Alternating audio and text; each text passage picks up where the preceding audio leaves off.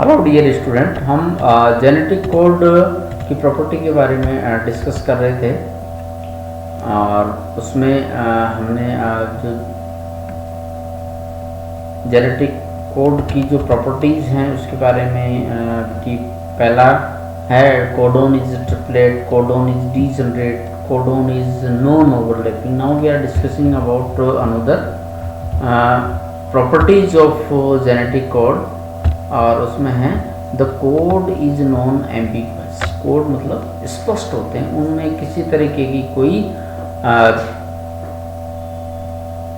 Confusion वाली स्थिति नहीं होती है. इसका मतलब यह है कि एक जो पर्टिकुलर कोडोन है वो अगर प्रोकैरियोट्स में भी वही अमीनो एसिड्स को कोड करेगा, यूकैरियोट्स में भी उसी को कोड करेगा.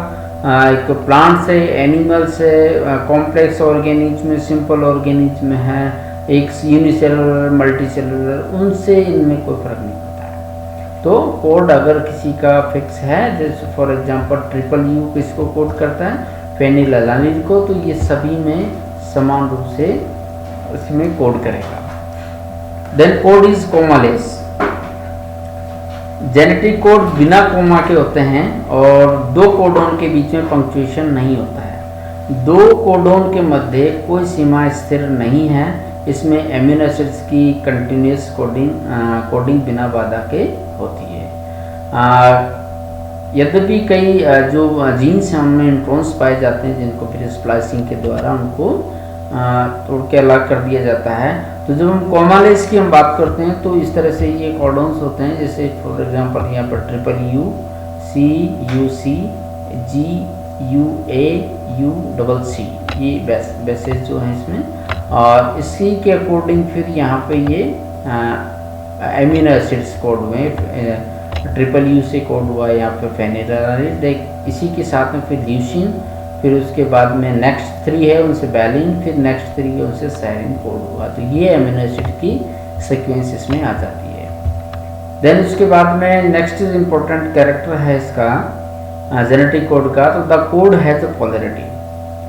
पोलैरिटी में कोड में पोलैरिटी होती है, ये फिक्स्ड स्टार्ट कोडोन से स्टॉप कोडोन के मध्य पढ़ा जाता है. मैसेंजर आरएनए का मैसेज इनकी जो डायरेक्शन होती है वो हमेशा 5 डेज से 3 डेज डायरेक्शन होती है.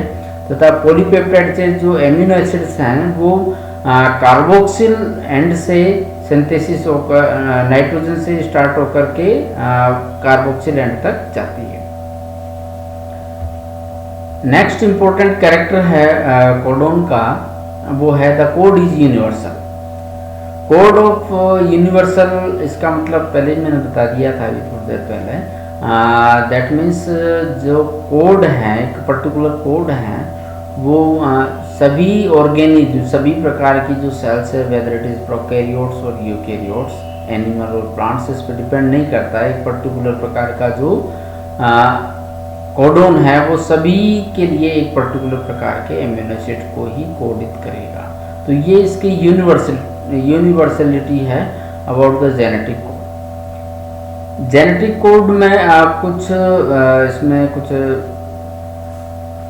एक्सेप्शंस हैं, जैसे इसको पहले सबसे पहले इनमें जो क्रिक हैं, वाटसन का जो साथी था क्रिक, उन्होंने एक बबल हाइपोथेसिस दी और उन्होंने एक बबल हाइपोथेसिस में ये बताया कि जो फर्स्ट और सेकंड जो बेसेस होते हैं वो तो बिल्कुल अकॉर्डिंग टू AU और GC रूल के अकॉर्डिंग ही होते हैं. एंटीकोडोन और कोडोन के मध्य, एंटीकोडोन्स ट्रांसफर आरएनए में पाए जाने वाले जो मैसेंजर आरएनए है उसकी जस्ट कम्प्लीमेंट्री कॉपी होती है, उसको हम एंटीकोडोन्स के नाम से जानते हैं. तो एंटीकोडोन और कोडोन के मध्य जो फर्स्ट जो बेस है 2, वो तो 80 AU और GC रूल के अनुसार होते हैं, लेकिन जो थर्ड पोजीशन जो होता है वो कुछ मिसमैच्ड उसमें बेसेस को भी वो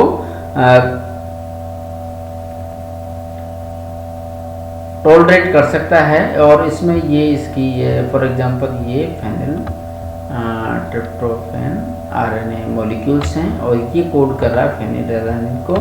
और ये इनकी क्या है कि ये मैसेंजर आरएनए है, इस मैसेंजर आरएनए में स्टार्ट हो रहा है ये 5 डेज ये एंड है इसका, ये 3 डेज एंड्स हैं, और इसके ये जो पोजीशन है ये इसकी फर्स्ट पोजीशन है, then this is second position, और ये इसकी थर्ड पोजीशन है जिसको बबल पोजीशन के नाम से जानते हैं।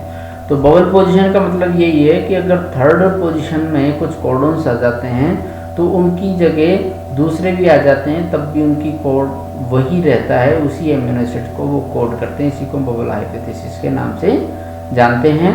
और इसमें समय समय के साथ में कुछ रिवाइज होती रहती है ये चीज़ें, इंफॉर्मेशन जैसे इंफॉर्मेशन करती है। जैसे फॉर एग्जांपल इसमें एडिनिन है, एडिनिन की जगह ये आयोसिन्स एंटीकोडोन बेस में इसको कोड कर सकता है। इसी तरीके से जी की जगह सी भी हो सकता है और यू भी हो सकता है इसमें फर्स्ट पोजीशन एंटीकोडोन्स का।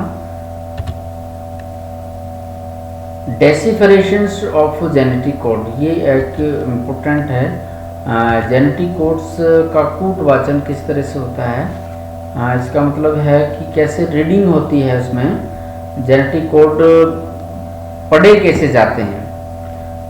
तो इसके लिए एक डायग्राम है, ये डायग्राम है, और इस डायग्राम में अगर आप देख रहे होंगे तो बहुत क्लियरली चीज़ें समझ में आ जाएगी। पहले डीएनए मॉलिक्यूल्स हैं, देन मैसेंजर आरएनए है, और फिर ट्रांसफर आरएनए है, और लास्ट में प्रोटीन है। क्योंकि ये इसी को हम डेसिफरेशन ऑफ जेनेटिक कोड के नाम से जानते हैं। और एक डीएनए का एक मैसेंजर आरएनए के साथ में और एक प्रोटीन के साथ में क्या संबंध होता है, इसको इस डायग्राम में बहुत अच्छे तरीके से दर्शा रखा है। इसमें ये इसका नॉन डीएनए डबल स्टैंडर्ड होता है, तो इसमें एक कोडिंग होता है, एक नॉन कोडिंग होता है। जिस डीएनए मॉलिक्यूल्स से मैसेंजर आरएनए का फॉर्मेशन होता है उसको हम टेम्पलेट डीएनए मॉलिक्यूल्स कहते हैं, और उसी के रिवर्स में होता है एक डीएनए जिसकी जो सीक्वेंस है वो उसकी कम्प्लीमेंट्री कॉपी होती है।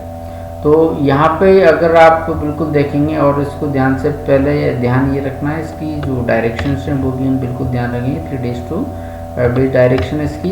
देन इसी के कॉरस्पॉन्ड फिर क्या बनता है, मैसेंजर आरएनए बाय द ये ट्रांसक्रिप्शन प्रोसेस के थ्रू मैसेंजर आरएनए बनता है, जिसे इसमें TUC होता है। तो यहाँ पे थाइमिन की जगह यूरेसिल हो जाता है in case of messenger RNA में।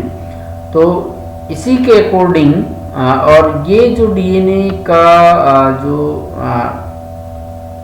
जिससे डीएनए का फॉर्मेशन नहीं होता है, नॉन कोडिंग जो डीएनए मॉलिक्यूल्स होता है उसी की और मैसेंजर आरएनए दोनों की जो सीक्वेंस है न्यूक्लियोटाइड की वो बिल्कुल सेम रहती है।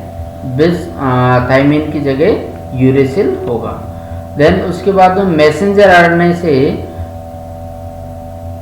थ्रू ट्रांसलेशन प्रोसेस प्रोटीन का फॉर्मेशन होता है, और उस प्रोटीन के फॉर्मेशन में होता क्या है एक्चुअली, इसमें जो कोडॉन्स हैं, इसमें मैसेंजर आरएनए में जो सीक्वेंस हैं उसी के अकॉर्डिंग ट्रांसफर आरएनए होते हैं। तो कुल मिलाकर के एक जो सेल्स हैं उसमें बहुत सारे ट्रांसफर आरएनए होते हैं। जैसे अगर 20 एमिनो एसिड्स की हम बात करते हैं तो 20 ट्रांसफर आरएनए इसमें हमें मिलेंगे, टाइप के ट्रांसफर आरएनए होंगे। तो इसमें जैसे फॉर एग्जांपल ये मेथियोनिन ट्रांसफर आरएनए है, तो इस मेथियोनिन ट्रांसफर आरएनए के टिप पे एक मेथियोनिन एमिनो एसिड्स लगा हुआ है, और ये इसके एंटीकोडॉन्स हैं।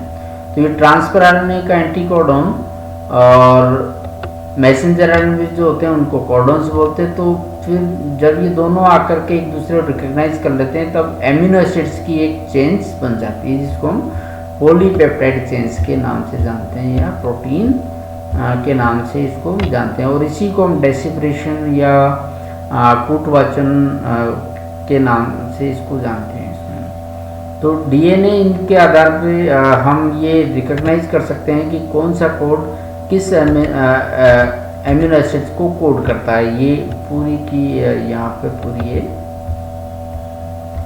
एक टेबल है, और इस टेबल के आधार पर हम ये बिल्कुल याद कर सकते हैं कि कौन से जो मैसेंजर आरएनए बना उससे किस तरह का पॉलीपेप्टाइड चेन्स का फॉर्मेशन होगा। और ये पूरी लिस्ट है जिसमें ये दर्शा रखा है इसमें ये अमीनो एसिड्स हैं, ये डीएनए में किस तरह की सीक्वेंस होगी और मैसेंजर आरएनए में उसकी किस तरह की सीक्वेंस होगी।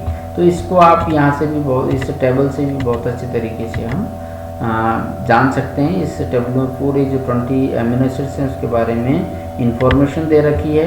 इसमें बस ध्यान ये रखना, इसमें ये जो 3 हैं स्टॉप कोडॉन्स हैं जो संकेतात्मक होते हैं, UAA, UAG और UGA, और एक ये AUG मीथियन इनको कोड करता है, और रेस्ट जितने भी हैं ये कोडॉन्स डिफरेंट टाइप के अमीनो एसिड्स को कोड करते हैं। This is about the genetic code.